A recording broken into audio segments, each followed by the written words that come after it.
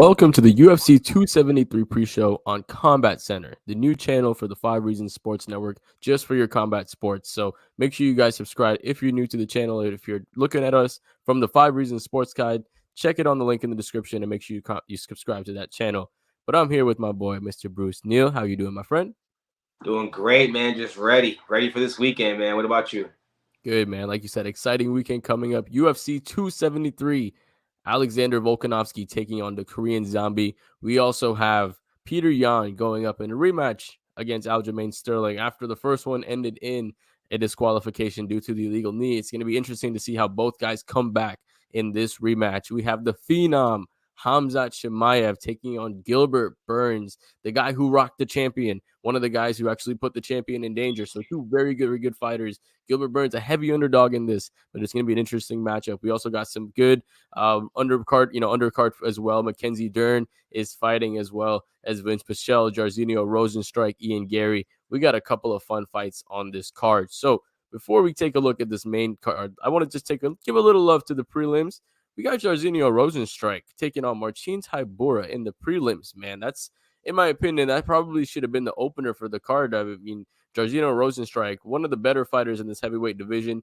Not quite deep yet, right? But as far as the striking goes, as far as the knockout goes, he has the absolute power. And when it comes to Marcin Tybura as well, a talented heavyweight, not on the top tier just yet. But what do you see? Give me a quick pick on this prelim before we get into the main card. So I would say quick pick. I think first off, I think it's a very interesting point in both their careers. And I honestly think, based on where they are in their careers, it's a very important fight for both of them. My pick personally, I think Marcin Tybura gets the job done. I think he's going to be able to avoid the power in that first round. I think he's going to find a way to get in, get the takedown, and then we're going to see his strength over Rosenstrike. Yeah, I completely agree with you. I think the biggest thing of this fight is just going to be the clinch and the grappling game of Marcin Tybura. His ability just to get close and take away the space that Jairzinho Rosenstrike's going to get, right? He's not a phenomenal wrestler, but he is able to take you down. He still has that ability, and we see a lot with Jairzinho Rosenstrike. The game plan is there, right? The one win that he did get against Alistair Overeem absolutely dogged him on the ground until those last 10 seconds. And we see with his losses, there's a very common theme. Take him to the ground, put him on his back. It's very hard for him to get up across 3 rounds. I'm right there with you. I think Marcin Tybura gets it done. We also have a little bit of a rising star, someone who wants to take it a little bit slower, someone who doesn't mind kind of just sitting back and taking the fights as they come, right? He's not shooting his shots. He said during the media day, hey, I don't want to take the same bat as Hamzat Chimaev, right? I'm not stupid. He wants to grow as a fighter, continue to get better. He has the personality behind him. He's a star of Ireland, so he has the country behind him as well. But he's understanding that he's still a young fighter, only 8 fights into his career. He still has a long way to go. Ian Gary taking on I'm trying to see, who is he taking on again? I'm completely blanking on the name. Darian Weeks. That's right. Weeks took his first fight in the UFC. It was actually on short notice. First round, he was a little bit, it was a little rough start. Second round was really good, and the third round was a little short fall. He lost the decision in a short notice fight, but he does have a strong wrestling game, and it would be interesting to see. We saw Jordan Williams give Ian Gary some problems in his last fight. Will Darian Weeks be able to use his wrestling to kind of neutralize that counter striking ability of Ian Gary? Quick picks on this fight. I'm going to go ahead and take Ian Gary. I think he is able to get it done, but I do think that Darian Weeks is a live underdog. What do you think about this one? Oh yeah, I actually agree. I think he what is his name? The other guy. Sorry, Darian Weeks. Darian Wheats. Yeah, he's definitely a live dog. But I think it's going to go to Ian with the momentum he has right now in his career.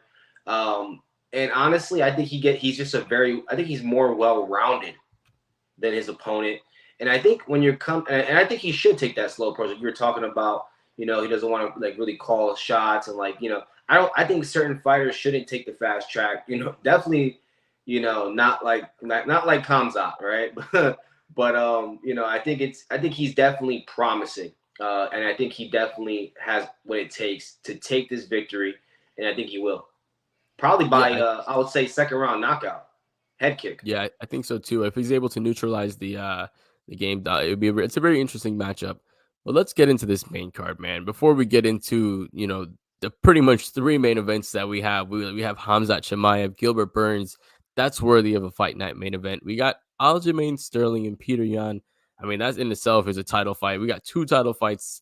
Alexander Volkanovski, man, he's continuing to just dominate, and he's taking on the Korean Zombie, who's stepping in on not necessarily short notice, but he's stepping in as a replacement for Max Holloway. So interesting matchups there. Let's start at the beginning of the card, man. Vince Pichel versus Mark Madsen. Vince Pichel, of course, very, very good record. The biggest thing with him is he had to take 3 years out of his career with that motorcycle accident between 2014 and 2017.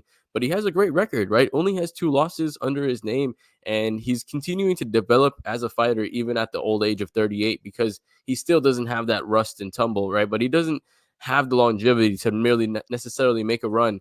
So they're putting him up against the guy who's undefeated in Mark Madsen, and Mark Madsen has took 3 different ways to get his 3 wins: one unanimous decision, one split decision against Clay Guida. I mean, Clay Guida gives everybody troubles, and he did get his knockout win versus Danilo Bellardo in his first appearance in the UFC. So he's taking on Vince Pichel.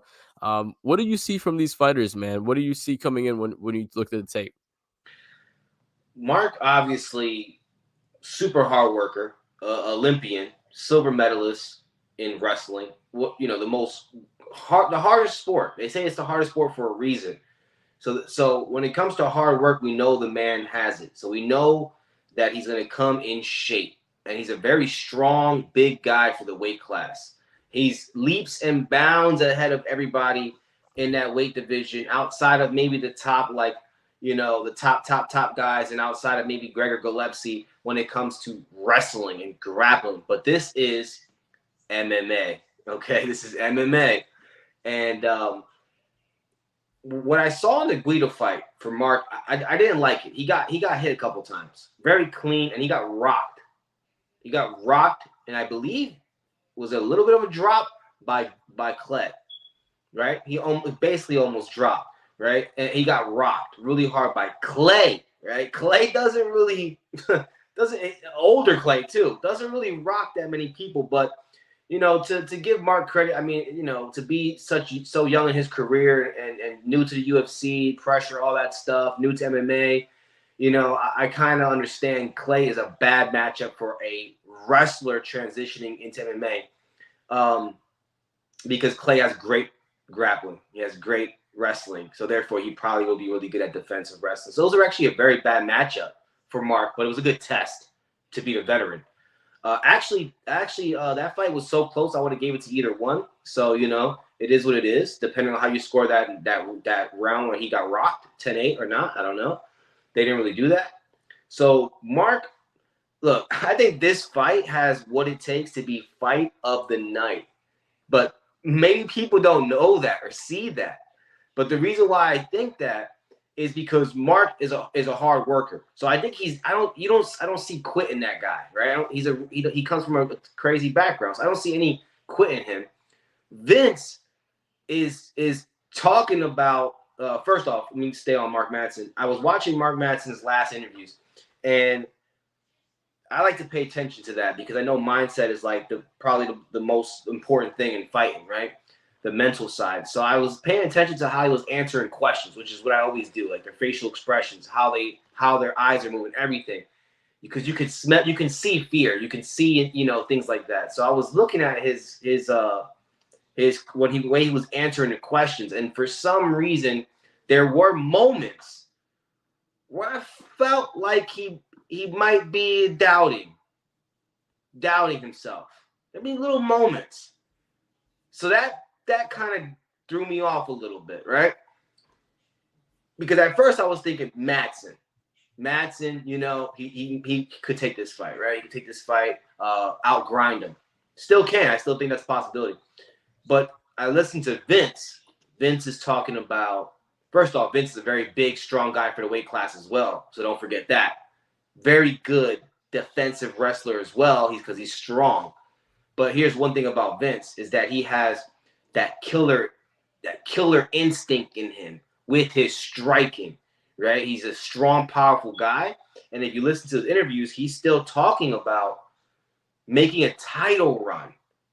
That's important. If you don't hear a fighter talking about the title, that tells you something up here is missing, and they're not going to beat somebody that's also just as good as them that's thinking about the title and being the best.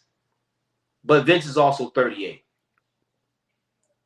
So they're both up there in age, but it's tricky. I mean, you want my pick, or you want me to just give you my take on them? We'll go to picks afterwards. I want to go ahead and give you my breakdown of the fight. I was right there with you, man. Madsen, the tests against Clay, man, like you said, Clay is such a well-rounded fighter. He's going to give anyone troubles.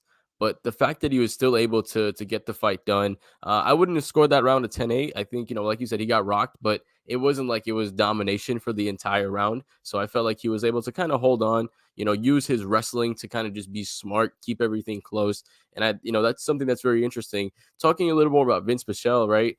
He moves a lot off his back foot, right? He's always backing up. He's always kind of trying to draw his opponent in. Like when he fought Brown, he started off, and the first thing he did, he started just circling, and he started circling, and he just uses his jab kind of to find his range and find his distance, and he'll set things up off the jab. He'll throw the jab to the head, to the body. He's not necessarily throwing it with force, but he's throwing it just to kind of get range as he backs up and kind of draws you in. Like you said, the defensive wrestling is good. He's not necessarily a phenomenal takedown defense artist, but he does have the ability to keep the fight standing up because of his lateral movement. What he does is once he gets his back to the fence, he'll skip to the right and then quickly go to the left and circle around here. But that's kind of my issue with this a little bit, is because Mark Madsen is going to be a wrestler. You always want to put a wrestler on their back foot. So if Madsen is able to stay on the front foot the entire time, and sure, Pichel wants to draw you in, and he might be able to catch Madsen with a shot, I think that's kind of the wrong game plan coming into this fight. I think Pichel should come in, try to put the wrestler on his back foot, but looking at the way he fights, he always just kind of move laterally or moves back. And sure, I think it might work in the first round when you have a lot more energy. But once Mark Madsen is able to kind of grab a hold of you and kind of maybe start slowing you down, it's going to be a little bit harder. So, going into picks of this one, I'll go ahead and let you make your pick first. Who do you think gets it done, and how do you think the fights get finished by? See, for me, like with this fight, I don't. It's hard to pick, but the way I see it is if Vince in that first round, like you said, isn't really trying to counter, isn't really just relying on moving back and side to side, but actually pressing forward and using his raw strength to make Mark throw sloppy takedowns, by backing him up. And then of course Vince has that killer instinct and power. I think if he does that, we can see an early finish on Vince and Vince, knocks or TKO's Mark. But if we don't see that, I think we might end up seeing a whole full, 3-round fight war with similar to like the Clay Guida fight, in the sense that I think Vince probably still gets some shots in there and might hurt Mark, but I think Mark is just that wrestler in him is just gonna push through, and he's just gonna keep grinding on you and maybe squeeze out a victory like he did with Clay. But this time, because it's Vince, it has more excitement to it, and I can see him getting more shots in, and therefore making it like potentially a fight of the night type of fight if Korean Zombie and Volkov don't steal that from them. But we'll talk about that later. So my official pick, though, because it could be either way, my official pick is Vince gets the job done, knockout, TKO, second round, first round, one of those between the first rounds. Nice. That's a good pick. And I'm glad you went with that, because I'm actually going to go the opposite way. Here's how Vince Pichel is going to have to get the fight done. Like you said, I think he's going to have to make sure that he's not only backing up, he's going to have to back up Mark Madsen a little bit. He does have a really good leg kick, right? Against Austin Hubbard, he was able to drop him with a couple of leg kicks. And with that wrestler, they need to use that front leg to plant. So if Pichel is able to, land a couple of good leg kicks and make Madsen just have to lay off that front leg a little bit, he's going to be able to use that lateral movement better. So Vince Pichel absolutely has a way to win this fight. I think, like you said, the knockout would be the best way. I think just chipping away at the legs, using that jab down the middle to keep his opponent at bay is really going to be super important for him. But I think, man, it's tough to pick against Mark Madsen because he passed that test against Clay Guida. And when you pass a test like that and you're able to get it done, like you said, that fight could have absolutely gone either way. But when you pass a test like that and you've shown that you're able to kind of get past that level, I think he's going to be able to get past Vince Pichel. I think the wrestling is going to be the difference. And I think the fact that Pichel just naturally is on his back foot, always trying to draw you in, is going to be his downfall. I'm taking Mark Madsen, and I'm taking him by decision. Any final thoughts on this fight before we get on to Mackenzie Dern versus Tisha Torres? No, man. I actually agree that that'll be the way Mark gets it done if he gets it done. And but this can end up just being a very overall exciting fight for all 3 rounds. We'll see. Yeah, should be a good one, man. And next up, we have Mackenzie Dern, right? Up and comer, took on her last fight against Miranda Rodriguez, and she took the L, but Rodriguez, man, her striking is great. Her takedown defense is great. Mackenzie Dern, not necessarily a great, takedown artist, but her submission game is absolutely phenomenal. And she's taking on Tisha Torres. Tisha Torres, the losses that she's had, she's only lost to the best of the best. Like, if you look at the losses, it's Joanna Jędrzejczyk. It's current champion Rose Namajunas. She's only losing against the best fighters, but it's look at her wins. She's not necessarily winning against any crazy fighters too. Wins against Sam Hughes, against Angela Hill on the back end of her career, but Zhang Wei Li lost to, Miranda Rodriguez lost to, Jessica Andrade lost to. So you can't really blame her for losing to the top tier talent. But she's the epitome of like a gatekeeper, because she's not going to beat somebody who's going to be a champion. But if she's going to beat you, you're pretty much doomed to irrelevancy at that point here. But let's get into the breakdowns a little bit. I'll go ahead and let you start, man. What do you see from this fight coming out? I think I agree with you. I think it sucks. I think Tisha has all the athleticism, gifts, and everything to be at the top, but unfortunately was just at the losing end of some of the most important fights she had in her career. And it sucks when you see that in a fighter, because you know that she could have edged out some victories that she actually, some of those fights that she actually lost, and her story would be different right now. We wouldn't be calling her a potential or a gatekeeper. I always feel bad calling fighters that, because I know if they're watching me, they're mad at me for calling them a gatekeeper. But it's sad, but it's true. So I think with Tisha, I think she does have the skills to beat any of these girls, but something is missing. I don't know what it is. Something's missing.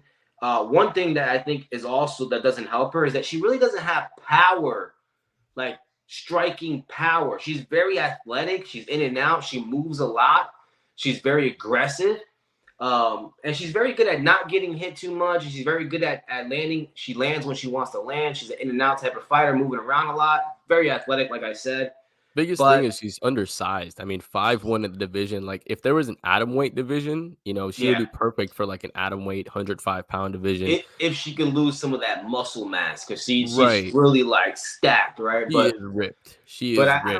It's crazy, because I think Tisha has the skills, but I just don't see how Tisha can win this fight outside of maybe potentially outpointing her if we see Tisha really incorporate takedowns, using her athleticism to get these entries for some takedowns to win on points.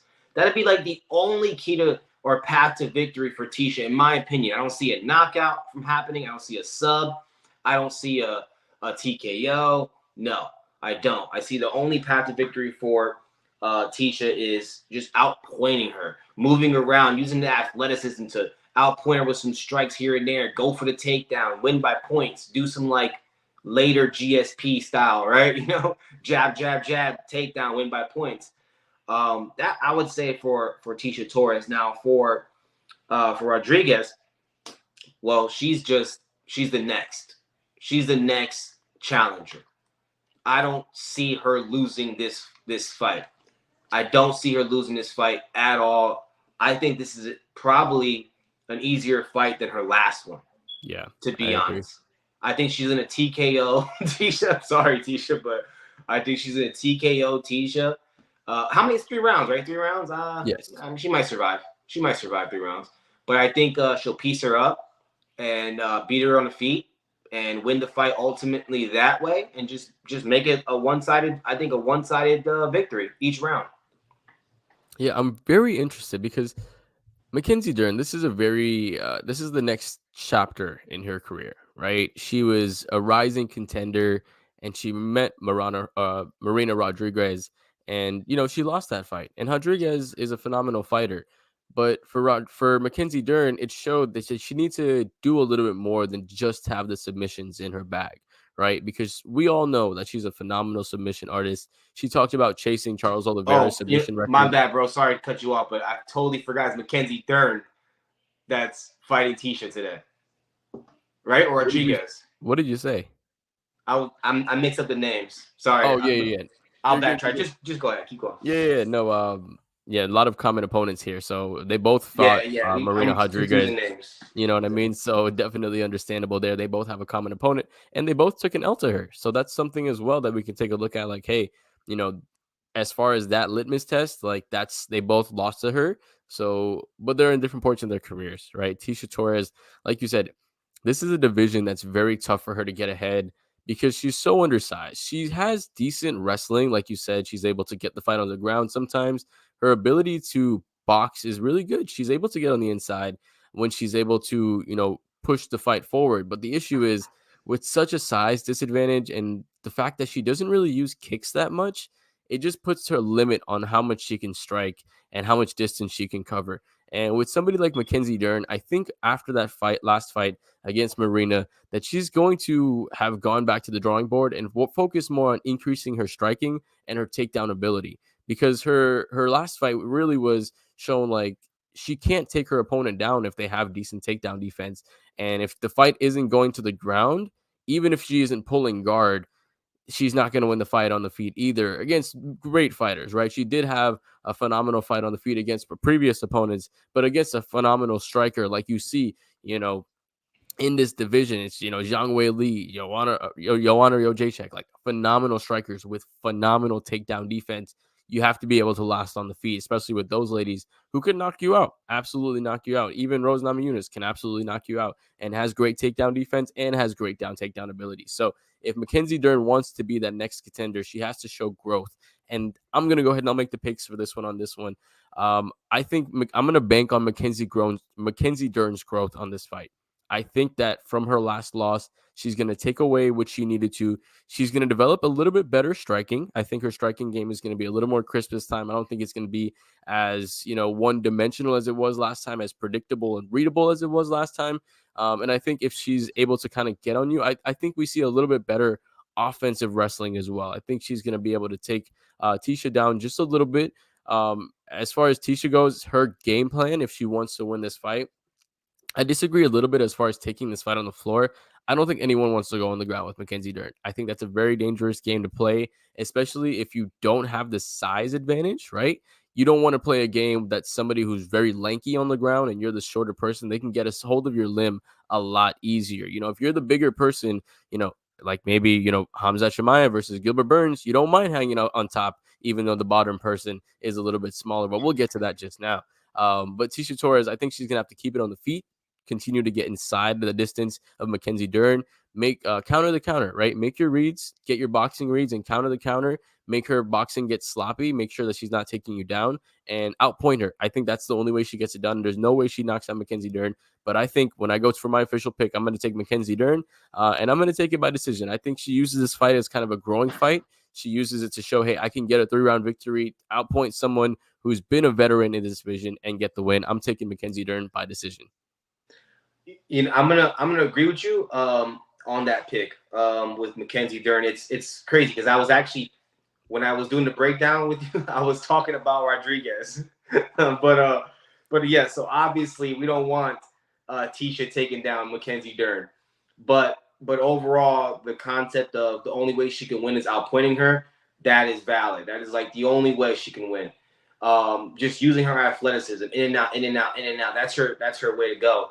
But I think I agree with you. I think Mackenzie Dern gets the job done. I think it is going to be a 3-round fight, and I think it is a growing fight for her. I think she needs this. I think there's a lot of holes in her game, especially in the striking department, And even in her takedown entry department, like how she gets in to get the takedown, I think these little things that she needs to change before she gets to those top girls. And I think Tisha is that perfect person, gatekeeper, to help her with that. So I agree with you, Mackenzie Dern, 3-round decision.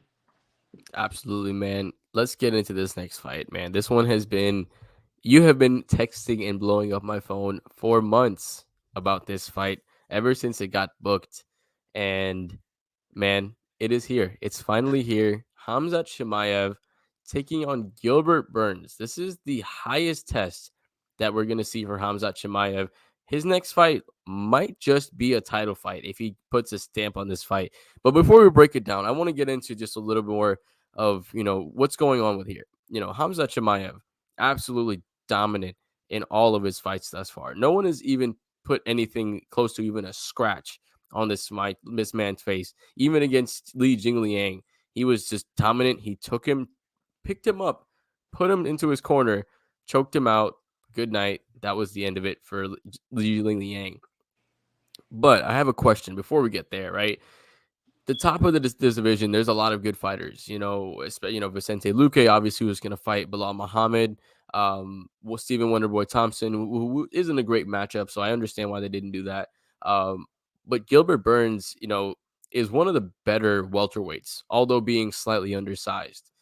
Do you think that they're kind of shooting up Hamzat too fast, or do you think he's this legit and he has the legitimate skills to be a champion in this division? I think they're putting him in the right place where he belongs. As I don't think it's too fast for Kamzat. If we were talking about Ian, like we were talking about earlier, if we were talking about him, I would say, yeah, whoa, too fast. Gilbert's gonna destroy this guy. But man, it's not about who Kamzat's fought in the UFC. It's about some of the people, especially this one individual that he fought outside the UFC that was like, I believe, another Russian dude that was also undefeated. And Kamzat is the only guy who beat him. And since then, that guy has also went on a winning spree. So that guy should be in the UFC. Even Kamzat said in one of his interviews. That guy right there can also be a future welterweight champion in the UFC as well. So for me, after seeing that fight and knowing that guy's career too, yeah, I think this is not too fast at all. Not for Kamzat, no. Yeah, I'm honestly right there with you. Honestly, I asked you that question, kind of knowing the answer you're gonna give me, but I'm right there with you, man. The way he's blowing the competition out of the water, someone as well-rounded and as solid as Li Jingliang is a great test, right? And the way he was just able to pass that test with absolute flying colors showed the legitimacy of Hamzat Shemaev. Now, we don't know what the influence of Darren Till is going to be on his game. Maybe his striking is a little bit better. Maybe he just has a little bit more of a someone he can spar with that's on the bigger side that can just give him a good training buddy, right? Maybe that's all he needed. This guy was coming out of pretty much nowhere and made himself into an absolute superstar. But Gilbert Burns, on the other hand, man, he's still one of the better fighters, right? How do you think Gilbert Burns is going to be able to handle the size disadvantage, though? Because Hamzat is a guy who can fight at 185. Shit, he could probably fight at 205. And Gilbert Burns is someone who used to fight at 155, albeit a hard weight cut. He was fighting at 155 for a good minute. So you have someone who used to be a 155er essentially against someone who can be an 85er. How will Gilbert Burns handle that size disadvantage? Usman is probably the perfect size for welterweight, right? Like that's about as nice and as the best size you could pop. And look at the size and strength difference between him and Gilbert when they fought. Even though it was more decided with who's been rocking him on the feet and all that, still you can tell the difference in the strength in the moments where they were, engaging. So I honestly, and then we know Kamzat grappled recently Jack Hermanson, who easily is a big middleweight, not a small middleweight, and a good grappler, known for his grappling, and he Handled him. handled Jack Hermanson. And then you hear all these training stories and training with Alexander Gustafsson. I think the size is going to be way too much for Gilbert. And I think everybody probably thinks that this guy shouldn't take Gilbert down because he's a jiu-jitsu ace and all this stuff. But look, if Gilbert couldn't submit Wonder Boy from all the time he had Wonder Boy on the ground on top of him, why would hell would anyone think he's going to submit Kamzat? That is crazy. The size is going to be evident right away in that first round. It's going to be too much for Gilbert. I'm right there with you, man. I think it's going to be really tough, but I think the way he's going to have to try to, just handle the size is use his speed. And, Gilbert, the one thing about him is, although he's small, he does have knockout power, right? Like, don't get me wrong.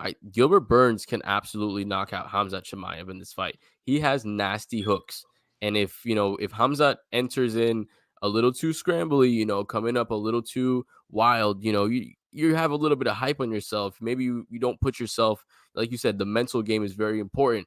Is he coming in as sharp as he was when he was as hungry, or is he now understanding, hey, I'm a big dog now. I can handle these guys. And there's a little bit of irrational confidence. Those hooks of Gilbert Burns, we saw that it rocked Usman. I can absolutely rock Hamzat Chimaev as well. So, breaking down this fight, it's going to be interesting how he handles the size. I think what he's going to have to do is he's just going to have to make sure that he keeps his back away from the fence, because Hamza Chimaev can absolutely be like the next Khabib, right? He really could be, in a way that he can take you down, especially at 170. Because think about it, Khabib was a 155er who could have fought at 170, right? He was a big 155er, and that was part of the issue. Hamza is the same thing. He's a 170er who's a kind of a 185er, like can literally go both. He could become the next dual champion. And I hate saying that because Israel Adesanya is my favorite fighter. But we could be looking at Hamza Chimaev taking things, winning against Gilbert Burns, potentially, not saying it yet, right? Potentially beating Kamaru Usman, then moving up to 185 and fighting Israel Adesanya. That's scary. That's very, very scary. It's going to be really hard for Gilbert Burns to handle the size, but I think if he's able to do it, he's going to have to make sure that he just, like I said, keep his back away from the fence. Use some kicks, right? Make sure that he starts kicking out the legs. Use some front kicks to the body to keep his opponent away from him. Keep the space where he wants to fight, right? Make sure that if you're going to throw your punches, enter that pocket, execute your combo, and then exit out right away, right? Hamzat has power as well. You can't leave yourself in there for too long.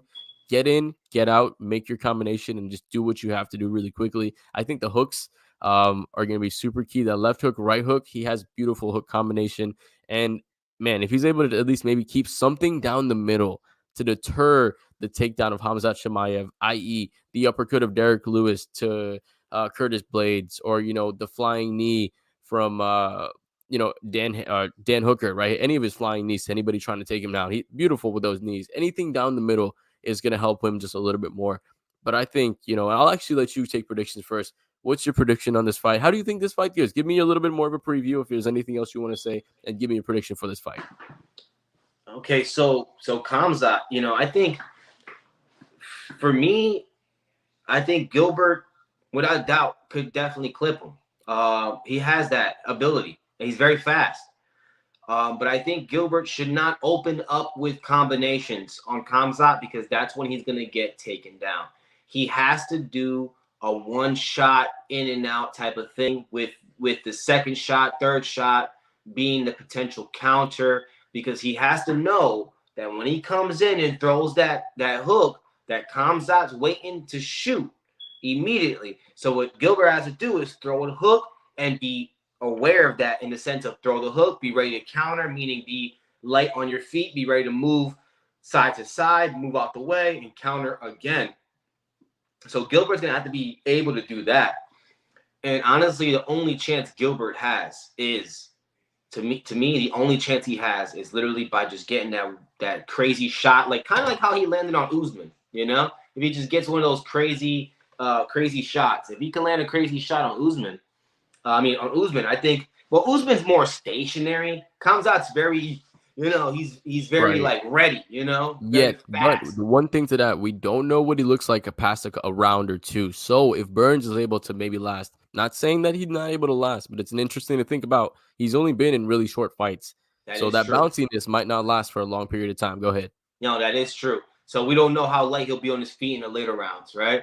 But then again, we do know that it's we do know Gilbert also slowed down a little bit too, right? So it's not like he's going to be a cardio freak, right? So I think for me personally, I think that's Gilbert's keys to victory. Kamzat just has to be Kamzat. There is no special like formula or strategy he has to use for Gilbert. No, he just has to be Kamzat. Come in, killer instinct. I'm gonna kill everybody, right? Come in with that. Just go and do you. Do what you do best. Throw your combination. If you knock Gilbert out, you knock Gilbert out. If not, you shoot. Rinse, repeat, rinse, repeat. Control, control, control. I think since we're going into the predictions, I think Kamzat gets the job done, and I think he gets the job done by knockout, first Yeah, round. first round knockout. Wow, wow, that's crazy. Not saying that's a crazy prediction. Just thinking about the fact that it is a possibility that Hamzat Chimaev can knock out Gilbert Burns in the first round. Like, I He's don't been think knocked Hamzat out by Chimaev. Dan Hooker. I'm sorry, Gilbert has been knocked out by Dan Hooker. We can't but I forget think that. that's his only loss. Before, okay, the only two knockout losses that he has are versus Usman and Hooker. Outside of that, he hasn't lost by knockout since before 2014. That's not a bad chin. Two knockout losses in the last what 5 years. Yeah. Yeah, I'll take that as far as a chin. He has a pretty good chin, but like you said, getting into the picks for this fight, I'm gonna have to go at Hamzat Chimaev. Gilbert Burns his path to victory is very tough. Like it's really tough because you have a guy that has knockout power, that's a better at takedowns than you, and if he's also has a bigger size, we talk at the gym all the time that mass moves mass. So the fact that he has more mass is just gonna make it way harder for Gilbert Burns to just try to set up anything. So I think Khamzat Chimaev is going to get it done. I'm going to take TKO, but I think he's going to get it done in the second round. I think that, he's going to start the fight a little wild. I think Gilbert might not really rock him, but he might hit him with some good shots and just make Khamzat say, hey, I don't want to strike with him anymore. Let me take him down. Like you said, once he throws those hooks, Hamzat's so long. I think even if he tries to take, a step back or step laterally, eventually he's going to be able to grab a hold of him and take him down. I think the first round, Burns is going to be able to at least keep guard or potentially half guard to neutralize some of the damage. But I think in the second round, like you said, it's rinse and repeat. He's able to take him down again. This time he's going to be able to kind of break him down a little bit more. We see the size discrepancy happen. I think he gets it done by TKO in the second round. And Hamzat Chimaev, after this fight, might be fighting for the title. That's very scary. Any final thoughts on this fight before we move on to the co-main event, the bantamweight championship between Peter Yan and Aljamain Sterling? Well, I will say this. This is the reason why I think he's going to knock him out in the first round. I think Gilbert, he said it in an interview too. He was like, if guys say there's no pressure, they're lying. They're full of shit. There's pressure. It's okay. So Gilbert admitted he feels pressure. In his own way, though. He admitted it in his own way. I think if we look at the Gerald Meerschaert fight when Khamzat knocked him out in the first round, Khamzat knocked him out with a nice straight, right? Khamzat is very good at that 1-2, and he's very clean and he's very technical. He has his elbows where they're supposed to be. He has his hands where they're supposed to be. He has his head and his chin where it's supposed to be. So he does everything perfectly. Everything. That's why he's only been hit. He's been hit less times than his wins in his record. So Crazy. Absolutely it's crazy. absurd. So I think Gilbert, what rocked Gilbert with Usman? A straight. It A was a jab, straight and a actually. jab. A Yeah, jab and a yeah. straight. Right. Because Gilbert throws a lot of hooks. He's very loopy, right? So I think he's going to come out loopy because he's going to think in his mind, man, Khamzat starts fast. So does Gilbert. So Gilbert's going to say, you know what? I got to start fast. Or Gilbert's going to say, I got to start slow and wait. Be patient. He's going to try to do it where Gerald did. Let me just stay back and analyze and wait. I think either route he goes, because of his strategy of striking, Khamzat is going to catch him with the same way he caught Gerald, with a 1-2, and rock him and knock him out. That's just what I think. We'll see. Beautiful, beautiful. We got the prediction. Hey, it's all on camera. It's all on recording. If you get it right, go play the lottery the next day. But it's an absolute potential that we can see that. But let's get into this co-main event, man. We have a rematch. Aljamain Sterling versus Peter Yan. Let's talk about Peter Yan a little bit first, right? Peter Yan has looked like an absolute world beater.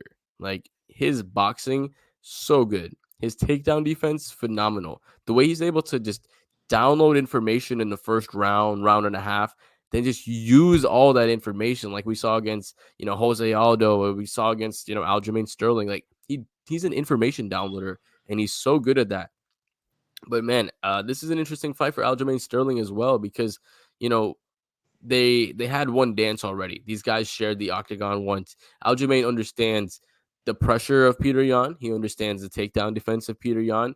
He understands kind of what he needs to do, maybe a little bit differently. And on the other hand, Peter Yan understands kind of how strong Aljamain is going to be, how he needs to prepare for the grappling, because we know Aljamain has really good wrestling, right? And that's going to be his key for this fight. But before we get into that, how do you think the fact that these guys shared the octagon is going to either benefit or hurt each other one? And you can make a comment either between Aljamain or Peter Yan. How do you think the rematch affects them? I think the rematch is going to affect Peter in a way where he just wants to pick up where he left off because he knows that he was gaining the edge big time. It was going in his favor. And I think because Peter is more of like a reader, he's reading his opponent, he's figuring out what to do, where's the weaknesses, and he's very good at that. Very good at adapting and breaking. That's why he's good at breaking opponents down because he's good at reading and adapting and analyzing as he goes. So I think that Peter's just going to pick up where he left off with that level of confidence. That's what the rematch is going to do for him. Is he's going to come in with he's already a confident guy, but he's going to come in with even more confidence, knowing like, man, I was beating this guy pretty handily before this thing happened. For Aljamain, I think for Aljamain, I think Peter's in Aljamain's head without Peter really trying.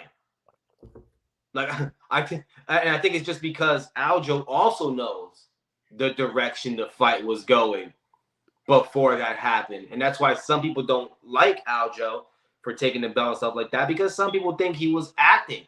And look, man, whether Aljo watches this right now or not, I think it was an illegal shot. And Aljo might not like me for saying this.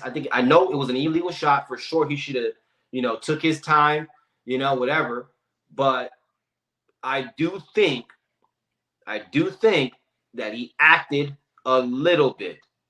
There was a little bit of acting in there in the midst of after he got hit. Was it a bad shot? Was he illegal? For sure. But I think he acted a little bit. So I think that's going to mess with him mentally too. So I think he's going to come into this fight with that in his mind. And I think Peter's just going to pick up where he left off. That's what I think. As far as the acting thing, man, I'm going to disagree with you on that just because look what Adriano Moraes did to Mighty Mouse, right? That knee that knocked him out. And it was a knee against a down opponent, which is legal in one championship, right? That's a knockout blow. And then you're asking Aljamain Sterling to kind of come back after essentially eating a knockout blow and, fight another round and a half, 2 rounds. Like, I understand, trying to come back and go out on your shield. But as far as doing the smart thing, it's like, sure, the fight was swinging his opponent's way. I agree with you. Peter Yan was on his way to winning that fight on 100%. But as far as, it's an illegal shot in the UFC. That's like if, a player in the NBA took a shot from half court and he made it, but he was out of bounds. But they were like, you know what? It was such a good shot anyways. Let's just count it. No, it's an illegal shot. And Aljamain did exactly what he should have done. He took a shot that pretty much would have knocked out you or I or most, any other people, right, would have knocked him out. And, for him to continue would have just been irresponsible for his physical health because his brain going after one knockout shot and then Peter Yan would have fucking knocked him out again. Like it wouldn't even be like he would have knocked him out clean at that point. Aljamain did what he had to do as far as making the right decision. I don't think there was acting there. I just think he made the right decision.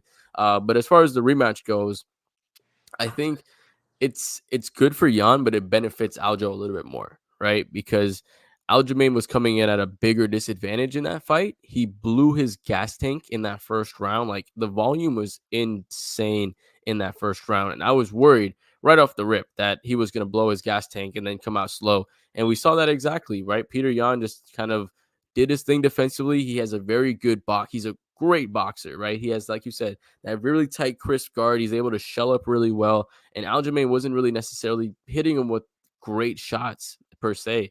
But what I think he's going to learn in this fight is that he's going to have to, stay at range a little bit more, right? Make sure that he uses his kicks a little bit more, understands what takedowns to chase, what takedowns not to chase.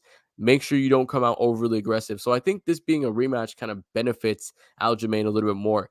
But let's talk about Peter Yan a little bit more, man. He has been absolutely dominant in this bantamweight division. Do you think that he is the best bantamweight of this current era?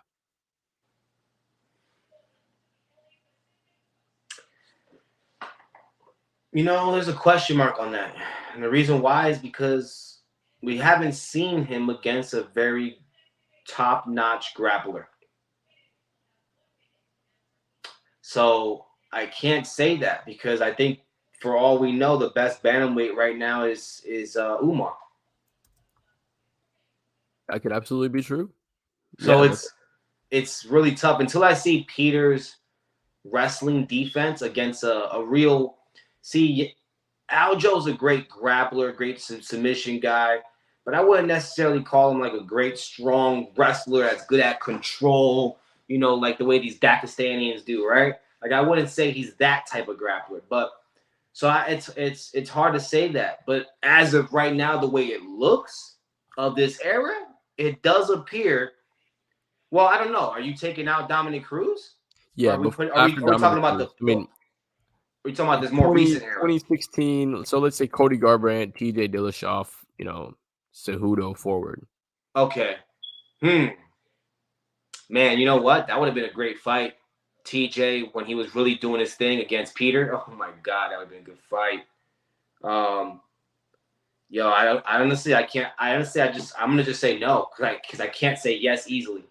Yeah, I was right there with you, man. It's tough to say that, but the way he's looking like right now, and with the contenders coming up, like you said, the grappling is going to have to be tested. But his takedown defense is really, really good. Like, we can't sleep on that as well. But let's get into this fight prediction, man, or not the prediction. Let's get into the breakdown a little bit more. How do you think this fight lines up? How do you think Aljamain comes out in this fight? How do you think Peter Yan comes out in this fight? So I think Aljo's key to victory is to learn from that first fight. Don't go out there and blow your gas tank. Don't do that. What you're gonna have to do is you're gonna have to realize that Peter starts slow, right? And he gains on you. So what Aljo's gonna have to do is really get a solid first round in, just to get ahead in the scorecards right away. Just get that first round in under your belt. Get it in, if you get a submission, even better. But at least get the points, get the win of that round. I think Aljo's key to victory here is saving his gas tank, not making that same mistake, and literally just winning by majority rounds, like squeezing a victory out. I don't see him submitting Peter Yan. I just don't see that. I don't know what universe that happens in, but Aljo has been looking very ripped, and people are saying he's probably on PEDs. So I don't know if the pressure got to him like that. But if you looked at the last image of him flexing, it is a different level of definition that we're used to with Aljo. It's like he's next level ripped right now. But I understand cutting weight and all that. So neither here nor there. But I think that's his key to victory. Play the smart game. Actually be patient because he's going against a very patient man. He's going against a very patient fighter. So he has to learn patience. That's championship quality, patience. So Aljo has to prove that he has patience and just try to edge out a victory, man, because I don't see him knocking Peter out and I don't see him submitting him. But that's easier said than done. So for Peter, it's very simple path to victory. Be Peter. Pick up where you left off. This man was already being you were already breaking him in the last fight. Yes, maybe it was his fault for blowing his gas tank. We don't know. We're gonna find out because it seems like Peter breaks everybody down, right? So I think Peter just has to be Peter.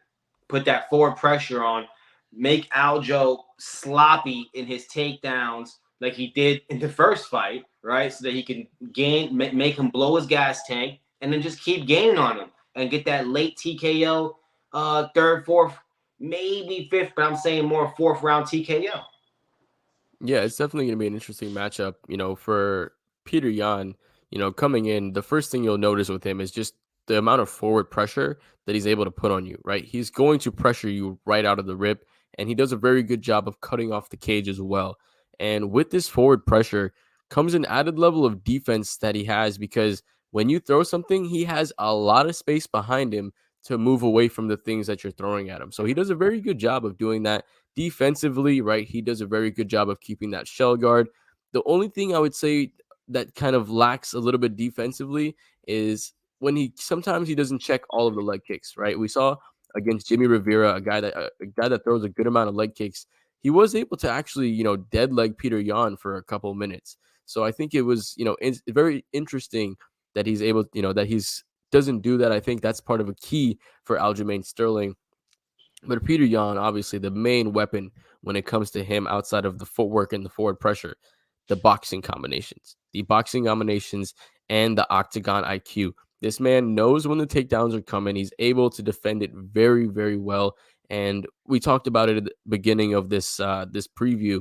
He starts to download information in the first couple rounds. Usually, you said it's kind of a slow start, but after watching all of his fights, it's not a slow start. Like he intentionally, takes things very slowly to start off to download that information, because once he downloads that information and he's able to kind of compute what reads he needs to make, he's going to break you down. He did it against Jose Aldo. He did it against Corey Sandhagen, right? He did it against Aljamain Sterling the first time. He does it against everybody. He even did it against Jimmy Rivera.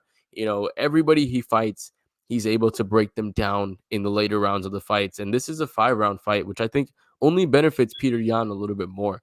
But we're getting to Aljamain Sterling. I think for this fight, he's going to have to make sure that he's not only backing up, right? The wrestling is going to be the thing that he's going to have to keep in the back pocket to use. Use your wrestling to set up your striking, right? Fake the takedowns, make him think you're going to go down and go swing over the top, right? That's kind of going to be what you're going to have to do. Like you said, combinations and kind of getting into exchanges with Peter Yan, that's not what you're going to want to do. You're going to want to, chip away from a distance. Aljamain has really good kicks, right? He's able to do them. He's not, very powerful with them, but he has a good variety. He has a good front kick up the middle. He has a good high kick. He does switch stances sometimes, right? He's able to throw a good low kick. I think that's going to be super key. Throw inside and outside low kicks early and often, right? If Peter Yan is going to take the time to make his reads, make him pay for making those reads by attacking him with something that's going to pay dividends in those later rounds when he's going to make those reads count. So if you're able to chop the legs off, and when he's ready to kind of make those reads, he doesn't have that front leg. He's a boxer. That front leg is very important for him. So you chop that leg out in the first round and a half. That's going to be important for you. And from that point, move laterally. Make sure you stay moving. Like you said, don't blow the gas tank early. I'm going to start with the predictions on this one, even though you kind of already gave your pick.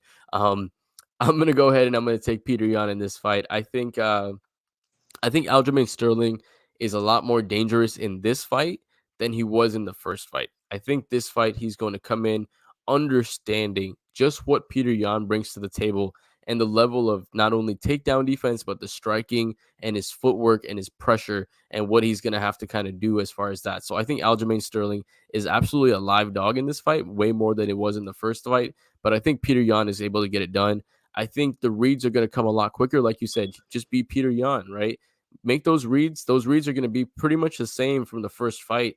There's only so many changes you can make coming out of that. And we have to remember, Aljamain Sterling had the neck surgery. That's why there was an interim title on the line, right? He's coming back off of a neck surgery and he's coming into this fight. He wasn't just spending the whole year off training. Like he had to wait to actually get back in training camp. We know that head pressure is very important for a wrestler. Is that going to affect him at all? That's going to be something we'll have to think about as well. I think Peter Yan gets it done, man. Any final thoughts on this one before we get into the main event between Alexander Volkanovski and the Korean Zombie? I agree. I think Aljo's only way to win is really outpointing and throwing them leg kicks in there, mixing those leg kicks in there. Moving around, not blowing the gas tank. But I kind of gave my prediction, like you said. I think fourth round TKO. Peter Yan is Peter Yan, right? Or Pete Tre, whatever, however way you really pronounce it, right? Better Yan. Pieter. Pieter, right, or something like that. Pieter, So yes. Pieter Yan, right? I think he just has to be him. He's just gonna chip away, break him down, and his mind is just his biggest strength is his mind. That's his biggest strength. He has a strong mind. He just pushes forward, and I think he's gonna break him down. Fourth round, TKO. Yeah, I absolutely agree with you there, man. I think he gets the TKO as well. I'm not sure which round, but third and fourth round would be my best bet if I were able to make a bet on it, man. Aljamain Sterling does have a path to win this victory, but I think Peter Yan's path is way bigger, and I think he just has a natural strength and striking advantage. I think we saw that he was able to even just throw Aljamain Sterling on his back at will, not even want to take him, not even to take him down, just throw him down on the ground. Like the power advantage is very, evident in this fight. But let's get into this main event, man.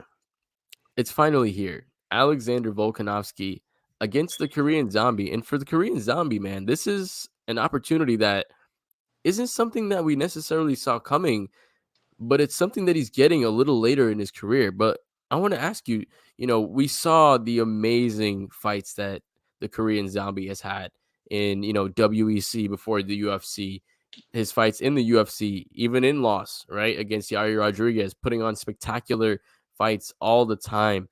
Do you think it's too little too late for the Korean Zombie to get this title run? We didn't mention, he did have to do that military service, which kind of cost him the prime years of his career. Is it too little too late for the Korean Zombie, or is this something that he can actually get done? Normally, I would say it's a little too late. Normally, but UFC and MMA have just been known to surprise people. Um, and this is just like if you were asking me about Michael Bisping when he fought Luke Rockhold for the second time after losing to him very badly and fighting him for a second time for the belt. Your Korean Zombie and Michael Bisping are the same type of people in the sense of like they were like always they're veterans. They were always like lingering around the top, but just never really made it to the top. Lost some important fights. People are counting them out. People are counting out Korean Zombie right now. But Korean Zombie can crack, man. He can crack. He can hit hard. All right. He has knockout power and great grappling also that we cannot underestimate. So I would normally say it's too late, and it's hard for me to still not think it's too late. I think it might be a little too late for Korean Zombie. Yeah, I think it might be a little too late. Personally, if I had to, make an answer, I think it is a little too late. I think 2-3 years ago, it would have been prime opportunity. But knockout to Yair Rodriguez, he talked about after I think it was the spinning back fist from Brian Ortega that really knocked him up really hard, or the spinning back elbow. He said he didn't remember anything in that fight after that moment, right? And that's not really a good sign, especially on an aging fighter. You don't want those signs of just not having a good chin on yourself to go. But I mean, if you look at his earlier fights, I mean, against Leonard Garcia, the fight in WEC, like probably one of the best fights you'll ever see. And it's funny because in Joe Rogan in that fight in 2010, in the Korean Zombie's debut in WEC, called the Korean Zombie. He was like, "Is this the best nickname ever?" And just make a quick. Do you think the Korean Zombie is the best nickname ever? Because I think this has grown into a name of its own. Like nobody says Chan Sung Jung. Everybody knows him as a Korean Zombie. Like, is this the best nickname in the UFC history? It might be because of the fact that other people are starting to use it and call themselves other types of zombies since the Korean Zombie. So it's one of the first times that a nickname has gone and made other people kind of use it or copy it in a way or a little bit or whatever. That's probably one of the first times. So yeah, I mean, it's a weird thing to think of right now, but yeah, I think it could be the catchiest or the biggest name, the biggest nickname, I guess you could say, in MMA history. Yeah, man, it's a good one there. But let's talk a little bit about Alexander Volkanovski, man. The resume that he's starting to put together, not starting, the resume that that he has put together is becoming more and more impressive, and the names that are on there is starting to legitimize him as one of the best 145 pounders of all time. You look at, going back a couple of fights, Darren Elkins, a very good fighter, right? Chad Mendez getting a win there by knockout, beating Jose Aldo, beating Max Holloway twice. I don't think he necessarily won both those fights, but hey, he still was able to get the win. And then the win against Brian Ortega was personally my favorite victory because it just showed the literal heart that Alexander Volkanovski has, man. And when do you think Volkanovski is going to get the credit and respect that he deserves for the resume that he's putting up? Because I think due to the, split decision against Max Holloway and the amount of people that disagree with those decisions, a lot of people are discrediting him. But man, this guy, we have to think about what he is. He's a national gold medalist in Brazilian Jiu-Jitsu, two-time national gold medalist in wrestling, 13-1 when he was entering the UFC. He debuted as a 155 pounder. This guy used to be a rugby player, being over 200 pounds, 200. over 200 pounds, and Yeah. now he's coming in fighting at 145. And I think he has one of the strongest mental games in the UFC. When do you think he's going to get the credit for putting the resume he has together? I think when he fights Max and actually beats him. And the reason why I'm saying that, because look, I think the MMA community gives him respect. And I think he got that respect after the Brian Ortega fight too, like more. Because that fight was the fight that honestly showed me that yeah, he is one of the best 145ers to ever do it. Maybe even the best, but you can't say that because he barely beat Jose Aldo when Jose Aldo was already over his prime. And he did not beat Max either one of those fights, in my opinion, especially not the second one. Yeah, not the second one for sure. I was right there First with you. one was so close, whatever, whoever, I don't care. First, second Fair. one, but you got to beat the champ to beat the champ. You know, you can't just Right. give the belt. So I don't think the first fight should have went to Volkov either. Second fight, definitely not. So I think that's kind of why some fans don't give him that respect because they don't feel like he beat Max, and because Max is so loved. Max has a huge fan base. Max is the best 100. It's actually between him and Jose Aldo, best 145 pounder Of all ever time. Right. of all Facts. time. You know, Facts. so think about it. If Max didn't lose, supposedly, it's a little off topic, but if Max didn't lose, supposedly to Alex, he'd be on a crazy winning streak because he also beat Yair and Calvin Cater after that. And if they would have given those two Alexander victories, man, that man would have been on like a crazy winning spree right Outside of now. the Poirier fight, crazy winning streak at 145 though, undefeated. But At outside of 145, that exactly. 155, one off. Yeah, minus the Dustin Poirier fight. Right. So I mean, it's just that's why he doesn't have all the credit because people love Max, and we still don't think he beat Max, and that's why. But I think the Brian Ortega fight got him a lot more respect and showed me that he definitely is, top of the food chain. And I actually would like to see him move up to 155 and just fight up there. I think he's a very strong guy. I think he could hold his own. But that's another topic. But yeah, that's me. That's what I got. Yeah, it'd be a little tough, especially with some guy like Islam over there, man. You don't Oh want to yeah. get into grappling. Stay where you're at, solidify yourself at 145. I'm not gonna go up and fight Islam, you know what I mean? If I were him personally. But let's get into the X and O's of this fight, man.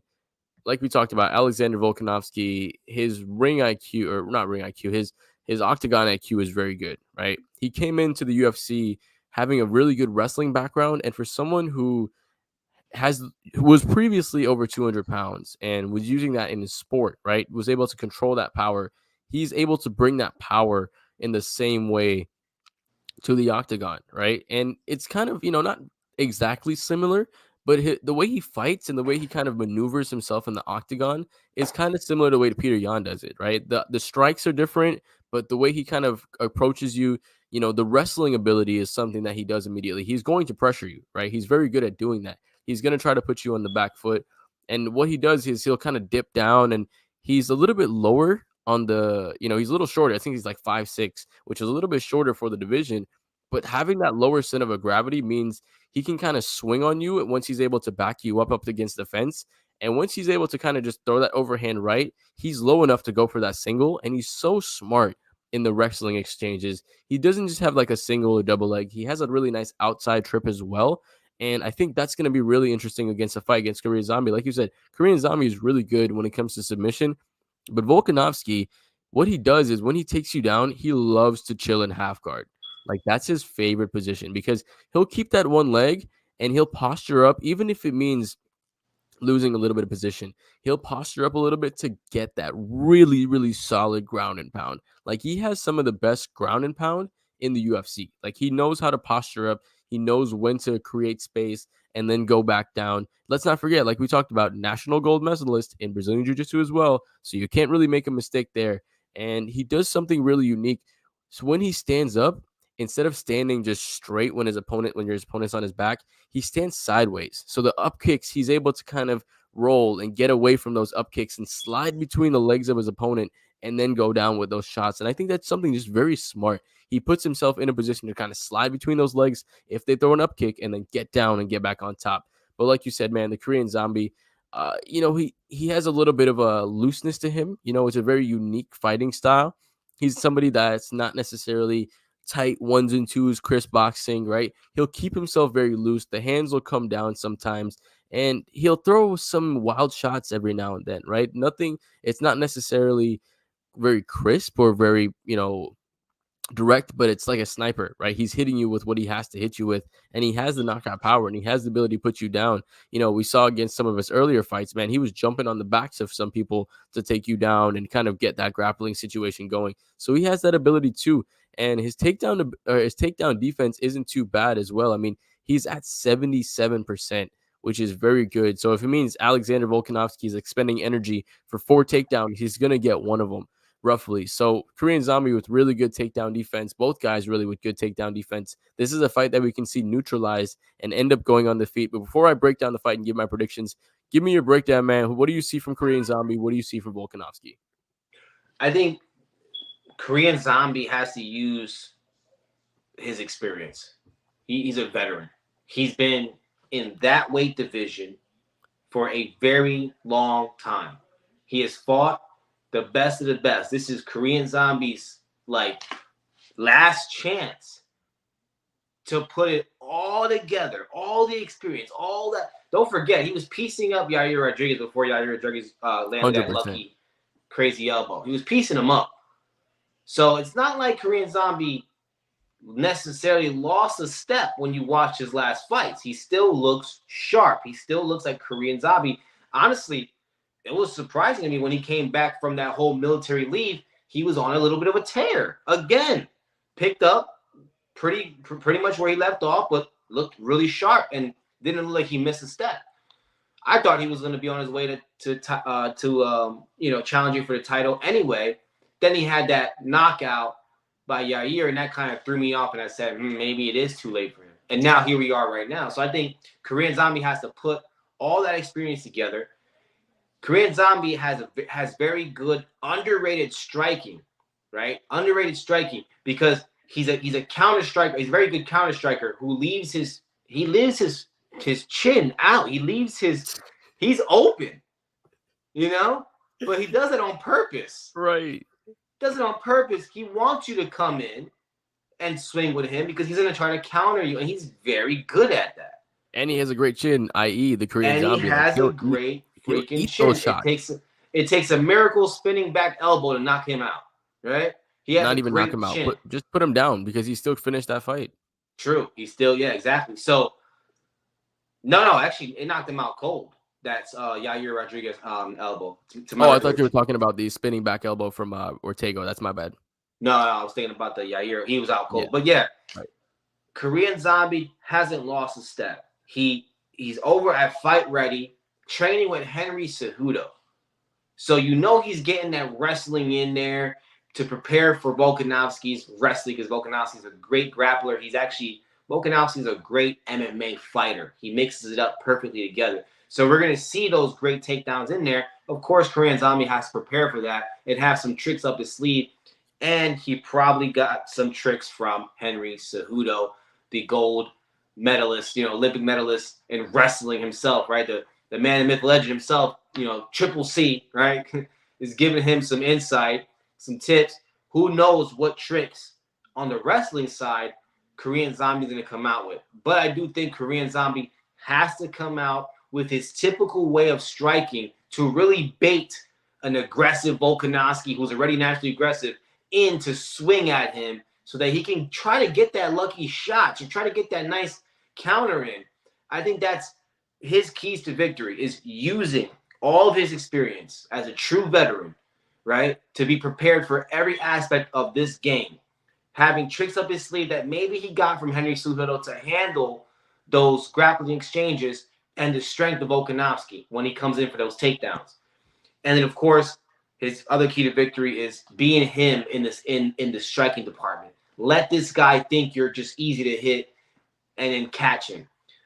But now we're talking about Alexander Volkanovski, a beast, absolutely a monster, right? This guy is one of the best 145ers, could be the best. We got to see how this all unravels before we call him the best.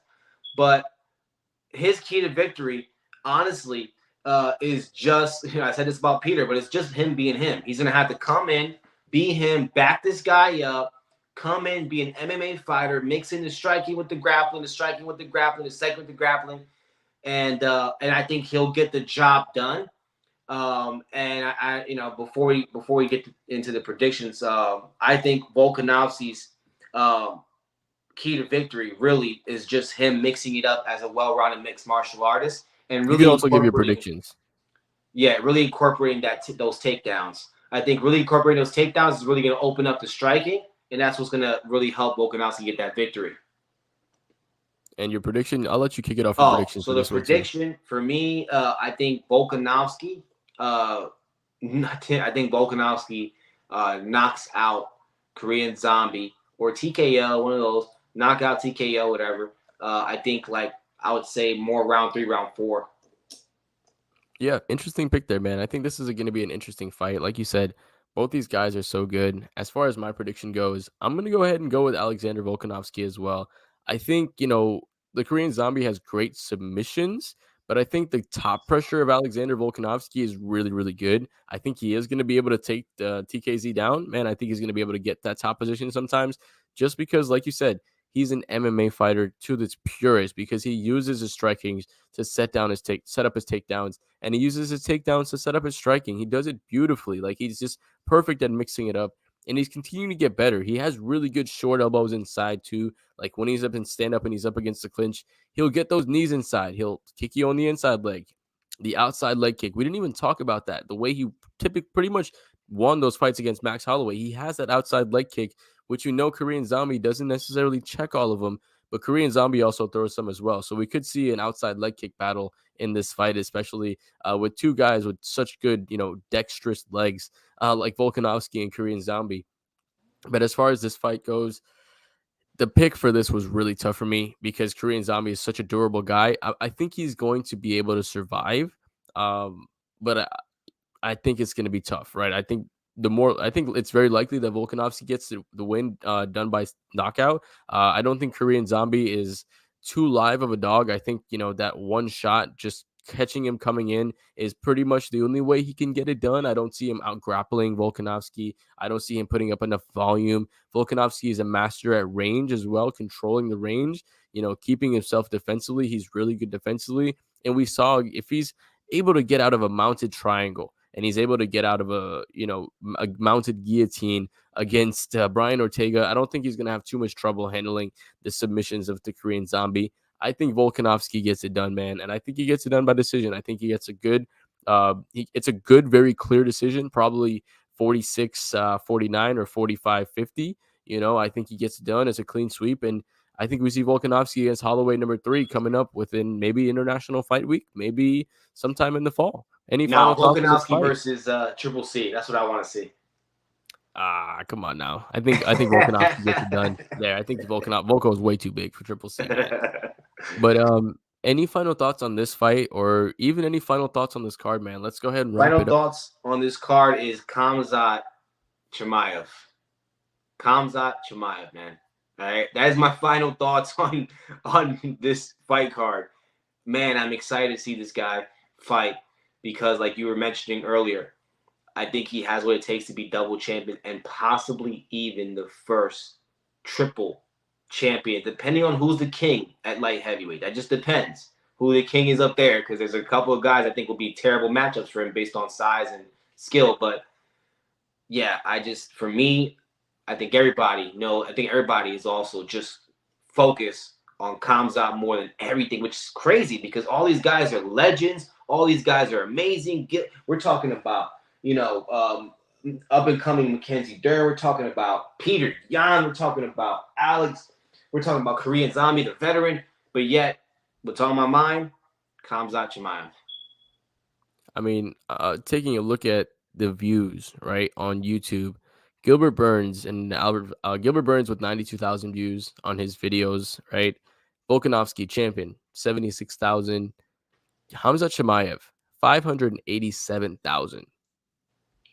Not even Jeez. close. Like, he's out viewing these guys by a mile. He's a draw. He's a legitimate draw, and he's going to be able to, potentially become, like you said, a triple champion.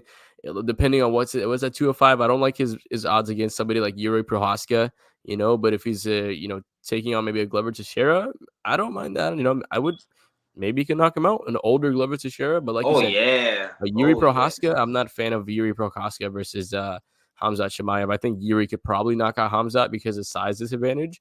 Yuri's a big guy, man, but we're getting a little ahead of ourselves. We're I don't talking. want to see him beat Izzy though. I agree with you on that one, man. Yeah, I don't want to see him beat Izzy. I love Izzy too much, man. He's my favorite fighter. But everybody, thank you guys so much for watching. This is the first video on the Combat Center, the new channel for the 5 Reasons Sports Network, just for your combat sports. So make sure you guys make sure you subscribe, make sure you follow my boy Bruce, make sure you follow me at 3-Piece Combo on Twitter or on Instagram. And we'll catch you guys after the next fight, actually on this Saturday. Make sure you guys check us out. After UFC 273, we are going to be going live. And so you come in, join the conversation, and come have some fun with us after we see, if Hamza gets the win, maybe Gilbert Burns knocks him out. Come see what happens. We'll go ahead and talk about it. Thanks again. Make sure you guys like and subscribe to the Combat Center.